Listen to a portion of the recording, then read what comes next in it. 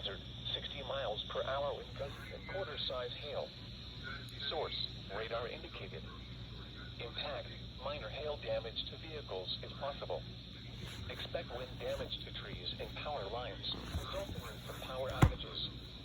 Locations impacted include Hermitage, Greenville, Mercer, Stoneboro, West Middlesex, Sandy Lake, Clark, Wheelan, Fredonia, Jackson Center, New Lebanon, and Shipleyville.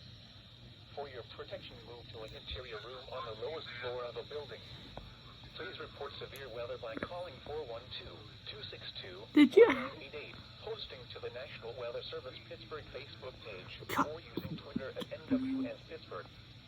Repeating, a severe thunderstorm warning has been issued until 8:15 p.m. Eastern Daylight Time for the following county: Mercer, Pennsylvania. Oh, my word.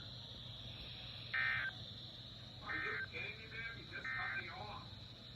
This is NOAA Weather Radio, WG56, originating from the National Weather Service Forecast Office in Cleveland.